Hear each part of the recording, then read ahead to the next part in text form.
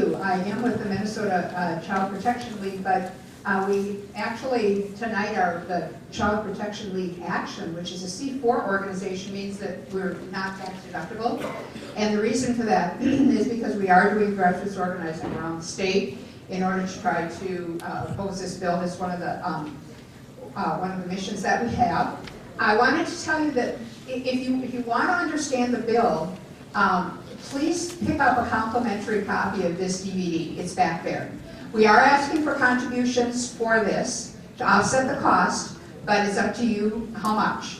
And we really do need as much support as we can get, but don't not take it. This gives you a context, as Walter mentioned. It gives you context of what the bill is. It is really quite dangerous. It's also resolution that people can bring up at their caucuses. And in this is the kind of your bullet points, talking points, things like it will not stop bullying. This bill it's deceptive because because there's bullying going on. To pass a bill doesn't stop bullying. It simply is it is not going to do that. The definition, these are talking points for the resolution. Its definition is so broad it could punish students as bullies merely for expressing a different opinion or belief. Its stated purpose is to create a cultural shift in the values and attitudes of the school and the community. It introduces controversial and sexually explicit course material throughout all classes to accustom students to various forms of sexual diversity. That is a strategy for stopping bullying. We do not think that that's the appropriate strategy for stopping bullying. That is, they call it age-appropriate material. Whenever you talk about age-appropriate material, you're talking about controversial sexual material. That's what that means. And some of the materials that you will see in this DVD, they are quite offensive, and we wouldn't show to our children. Schools are exempt, by the way, from anti-obscenity laws. Schools can show children things that are illegal for other people to show children. It's an unfunded mandate. It violates the independence of the school districts. It sets up a constant surveillance system and encourages students to anonymously report each other. So you have a constant surveillance system of anonymous reporting, and they must report, teachers, as Walter mentioned, that teachers are required by law that they must report suspected or, what is the other, alleged. And here's where you run into trouble if you read the bill and you don't look at anything else, because things are said in such a way to give you an impression of something that isn't actually what it is saying. And you know what that's like. You look at the Affordable Care Act, okay? Look at, a Common Core, international standards, don't we want all that? All those things. Here's, for example, it says that there is a presumption that parents will be notified. So if you read that, you think, okay, it requires parents to be notified. Presumption does not require them to be notified. Not only that, but down a few lines down, if you read a little further, below where it says that, it's really at the discretion of the school whether they tell the parents. So parents may be notified. There is no requirement that parents be notified. And that's why when I'm saying we read the bill, it's very important to have something that has, we have studied this, we have researched it, we have looked at the background. In the Governor's Task Force report, the Governor's Task Force report lays out the parameters and the strategy for this, and it defines what some of those terms mean.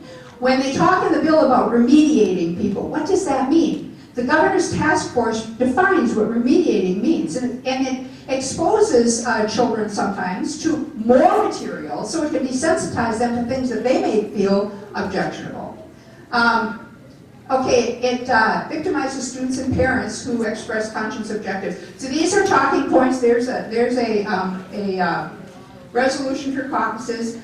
This is very urgent. I want you to know there's nothing else you take from tonight. This passed the House in 2013. It came up as a surprise, pretty much. There wasn't any real, build up to it.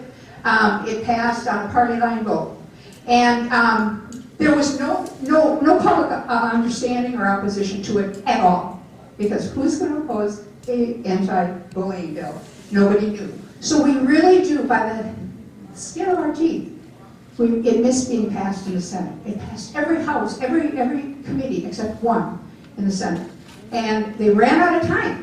And they expected this to pass, and they ran out of time. So it gives us a little bit of time. It gave us a little time to, ramp up some information, put information together, study this, let people know.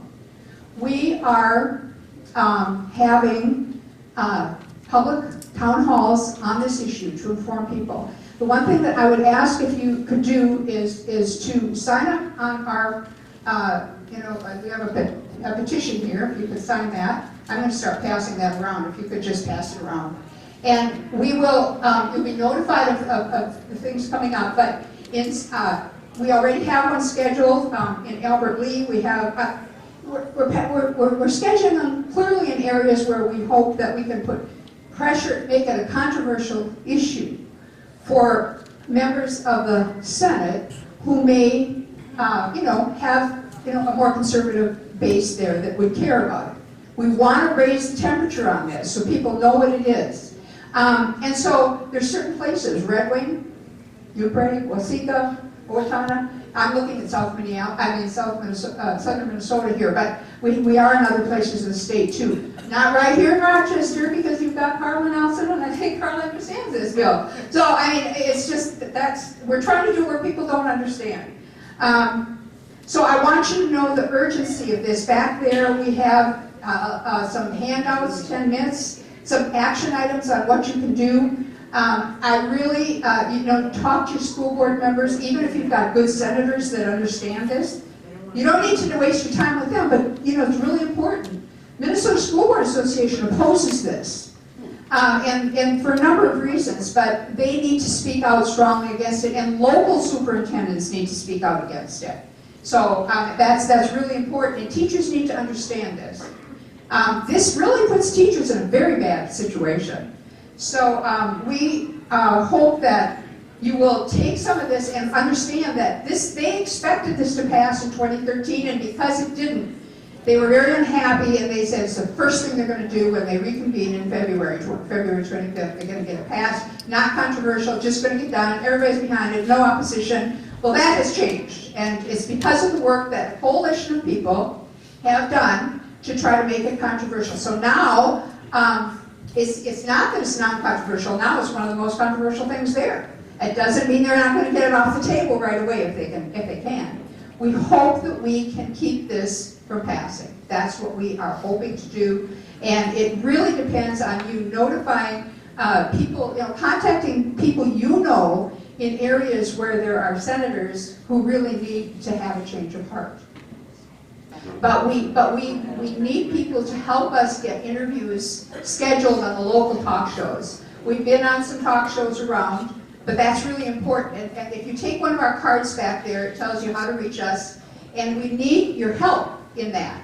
We need you to help get us in places and to help get people to come to the public events that we're putting on.